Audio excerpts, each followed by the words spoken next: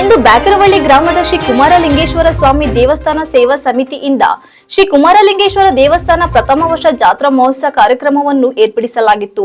ಈ ಜಾತ್ರಾ ಮಹೋತ್ಸವಕ್ಕೆ ಮುಖ್ಯ ಅತಿಥಿಗಳಾಗಿ ಶ್ರೀ ಷಡ್ಭವಾರ ಹಿತೇಶ್ವರ ಮಹಾಸ್ವಾಮಿಗಳು ಮುಖ್ಯ ಅತಿಥಿಗಳಾಗಿ ಆಗಮಿಸಿ ಕಾರ್ಯಕ್ರಮವನ್ನು ಉದ್ಘಾಟಿಸಿದರು.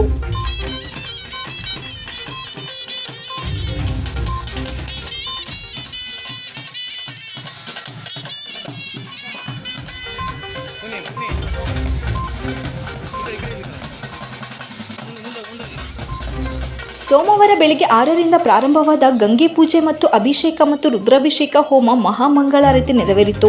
ನಂತರ ಮುಖ್ಯ ಅತಿಥಿಗಳಾಗಿ ಭಾಗವಹಿಸಿದ ಷಡ್ಭವಾರ ಹಿತೇಶ ಶಿವಾಚಾರ್ಯ ಸ್ವಾಮೀಜಿರವರು ಹೆಗ್ಗಡಹಳ್ಳಿ ಮಠ ಮತ್ತು ಕುಮಾರಸ್ವಾಮಿ ಅವರ ಆಚರಣೆ ಮತ್ತು ಜಾತ್ರೆಯನ್ನು ಉದ್ದೇಶಿಸಿ ಮಾತನಾಡಿದರು. ಮತ್ತು ಜಾತ್ರಾ ಮಹೋತ್ಸವದಲ್ಲಿ ಮುಖ್ಯ ಅತಿಥಿಗಳಾಗಿ ಆಗಮಿಸಿದ ಸಕಲೇಶಪುರ ಕಟ್ಟಾಯ ವಿಧಾನಸಭಾ ಕ್ಷೇತ್ರದ ಶಾಸಕರಾದ ಸಿಮೆಂಟ್ ಮಂಜು ಅವರು ಕಾರ್ಯಕ್ರಮ ಮತ್ತು ಶ್ರೀರಾಮ ಪ್ರತಿಷ್ಠಾಪನಾ ಕಾರ್ಯಕ್ರಮದ ಬಗ್ಗೆ ಮಾತನಾಡಿದರು. ಅಡ್ಡೆ ಉತ್ಸವದೊಂದಿಗೆ ಅದ್ದೂರಿಯಾಗಿ ಜರುಗಿತು. ಈ ಕಾರ್ಯಕ್ರಮದಲ್ಲಿ ಸುತ್ತಮುತ್ತಲಿನ ಗ್ರಾಮಸ್ಥರು ಹಾಗೂ ಮುಖಂಡರು ಭಾಗವಹಿಸಿದ್ದರು. ಕಾರ್ಯಕ್ರಮವು ಅದ್ದೂರಿಯಾಗಿ ಜರುಗಿತು. ಅವ್ರಿಗಿಂತ ಹೆಚ್ಚಾಗಿ ನಮ್ಮ ಸಾಮಾನ್ಯ ಜನಗಳೇನಿದೆಯಲ್ಲ ನಮಗೆ ಹೆಚ್ಚು ಖುಷಿಯಾಗಿದೆ. ಈ ಮಾತನ್ನು ಯಾಕೆ ಹೇಳ್ತಾ ಇದ್ದೀನಪ್ಪ ಅಂತಂದ್ರೆ, ಮಂಜಣ್ಣವರ ಪರವಾಗಿ ನೀವು ಯಾವುದೇ ಕಾರ್ಯಕ್ರಮ ಕರೀರಿ, ಎಷ್ಟೊತ್ತಿಗಾರ ಕರೀರಿ, ಯಾವತ್ತಿಗೂ ಇಲ್ಲ ಅಂತಕ್ಕಂಥದ್ದು ಅವ್ರ ಬಾಯಲ್ಲಿ ಬಂದೇ ಇಲ್ಲ. ನಮ್ಮ ಮಠಕ್ಕೆ ಅವ್ರು ಬಂದಿದ್ದು ದಸರಾದಲ್ಲಿ ವಿಜಯದಶಮಿ ಹಬ್ಬದ ದಿವಸ. ನಾನು ಅವರಿಗೆ ವಿಜಯದಶಮಿ ಬರೋದಕ್ಕೆ ಫೋನ್ ಮಾಡೋದಕ್ಕಿಂತ ಮುಂಚೆ ನಮ್ಮ ಅವರ ಭೇಟಿ ಆಗೇ ಇಲ್ಲ. ನಾನು ಅವರು ಫೋನಲ್ಲೂ ಸಮೇತನೂ ಮಾತಾಡಿರ್ಲಿಲ್ಲ. ವಿಜಯದಶಮಿ ಇನ್ನೊಂದು 2 ದಿವಸ ಇದ್ದಂಗೆ ಫೋನ್ ಮಾಡಿದೆ ಮಂಜಣ್ಣವರಿಗೆ, ಹಿಂಗೆ ಮಠದಲ್ಲಿ ಕಾರ್ಯಕ್ರಮ ಇದೆ, ಬಂದು ಪ್ರಸಾದ ತಗೊಂಡು ದೇವ್ರ ದರ್ಶನ ಮಾಡ್ಕೊಂಡು ಹೋಗ್ಬೇಕು ಅಂತ ಹೇಳಿದೆ ನಾನು. ಮಂಜಣ್ಣವ್ರು ಅವತ್ತು ಆಯ್ತು ಬರ್ತೀನಿ ಸ್ವಾಮೀಜಿ ಅಂತ ಹೇಳಿದ್ರು. ಆದ್ರೆ ವಿಜಯದಶಮಿ ಹಬ್ಬದ ದಿವಸನೂ ಕೂಡ ಅವರಿಗೆ ಒತ್ತಡ ಇತ್ತು, ಕಾರ್ಯಕ್ರಮಗಳ ಒತ್ತಡ ಇತ್ತು. ಎಲ್ಲೋ ಒಂದ್ ಕಡೆಗೆ ಬರೋದಿಲ್ಲ ಅಂತಕ್ಕಂಥದ್ದು ನಮ್ಮೆಲ್ಲರ ಮನಸ್ಸಲ್ಲಿತ್ತು. ಕೊನೆ ಗಳಿಗೆನಲ್ಲಿ ಬರ್ತಾ ಇದ್ದೀನಿ ಅಂತ ಹೇಳ್ತಕ್ಕಂಥದ್ದು ಒಂದು ಸಂದೇಶವನ್ನ ಕೊಟ್ಟರು ಮಂಜಣ್ಣ ಅವರು. ಬಂದ್ರು ಒಂದ್ 5 ನಿಮಿಷ ಇದ್ದು ಹೋಗ್ತಾರೆ ಅಂತಕ್ಕಂಥದ್ದು ನಮ್ಮೆಲ್ಲ ಭಾವನೆ ಇತ್ತು.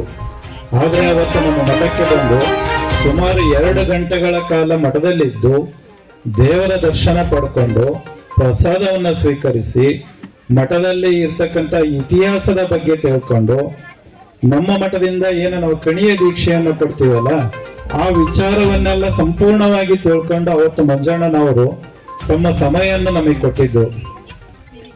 ಇವತ್ತು ಏನು ರಾಮ ಮಂದಿರ ಉದ್ಘಾಟನೆ ಆಗ್ತಾ ಇದೆಯಲ್ಲ, ಬಹುಶಃ ಇವತ್ತು ಅಲ್ಲಿ ಇರ್ಬೇಕಾಗಿತ್ತು ಅನ್ಸುತ್ತೆ ಅವರು.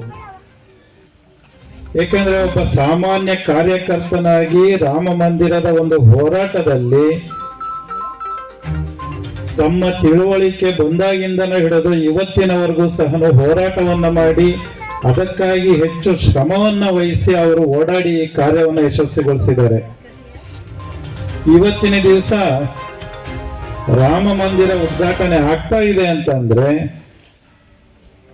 ನಮ್ಮ ಹಳ್ಳಿಗಳಲ್ಲಿ ಕಾರ್ಯಕರ್ತರಾಗಿ ಯಾರು ದುಡ್ದಿದಾರಲ್ಲ ಅವರಷ್ಟೋ ಜನದ ಪರಿಶ್ರಮ ಇವತ್ತು ರಾಮ ಮಂದಿರ ಉದ್ಘಾಟನೆ ಆಗ್ತಾ ಇದೆ.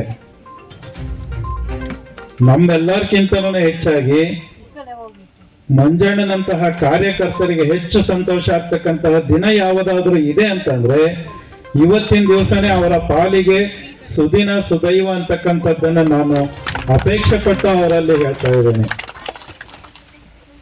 ಹೆಚ್ಚು ಕ್ರಿಯಾಶೀಲರಾಗಿದ್ದಾರೆ.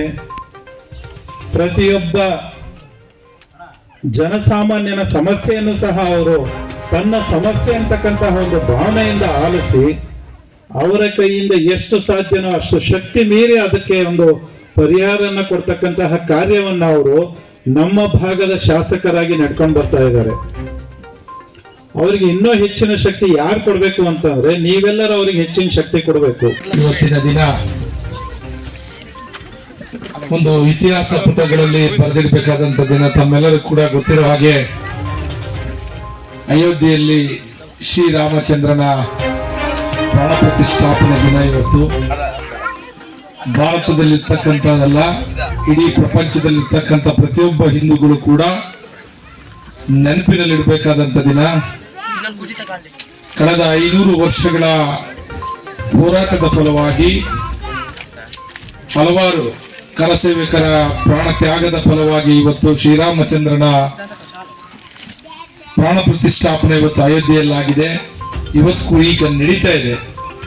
ಈ ಒಂದು ಪುಣ್ಯದ ದಿನ ಬ್ಯಾಕ್ರವಳ್ಳಿ ಗ್ರಾಮದಲ್ಲಿ ಕುಮಾರಸ್ವಾಮಿ ಲಿಂಗೇಶ್ವರ ಇವತ್ತು ದೇವಸ್ಥಾನದಲ್ಲಿ ವಾರ್ಷಿಕೋತ್ಸವ ಸಮಾರಂಭ ಕೂಡ ನಡೀತಾ ಇದೆ. ಈ ಕಾರ್ಯಕ್ರಮದ ವೇದಿಕೆ ಮೇಲೆ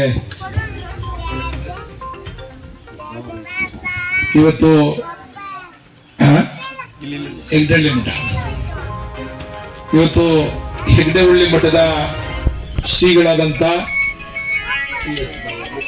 ಷಡ್ಭಾವರಹಿತೇಶ್ವರ ಮಹಾಸ್ವಾಮಿಗಳ ಪಾದಗಳಿಗೆ ನಮಿಸುತ್ತಾ ಈ ಒಂದು ಕಾರ್ಯಕ್ರಮದ ಮುಂಭಾಗದಲ್ಲಿರ್ತಕ್ಕಂಥ ಎಲ್ಲ ಕುಮಾರಲಿಂಗೇಶ್ವರ ಸ್ವಾಮಿಯ ಭಕ್ತಾದಿಗಳಿರ್ಬೋದು, ಹಾಗೇನೆ ಇಲ್ಲಿರ್ತಕ್ಕಂಥ ಎಲ್ಲ ಗ್ರಾಮಸ್ಥರು, ಎಲ್ಲ ನನ್ನ ಮಾತೆ ಭಗಿಯರೇ, ನನ್ನ ಸಹೋದರ ಸಹೋದರಿಯರೇ, ಇವತ್ತಿನ ದಿನ ಶ್ರೀರಾಮಚಂದ್ರನ ಪ್ರತಿಷ್ಠಾಪನೆಯಾಗಿದೆ. ಶ್ರೀರಾಮಚಂದ್ರ ಅಂತ ಹೇಳಿದ್ರೆ ಹಿಂದೂಗಳಿಗೆ ಸ್ವಾಭಿಮಾನದ ಸಂಕೇತ. ಇವತ್ತು ಭಾರತೀಯರ ಆಸ್ಮಿತೆ ಇವತ್ತು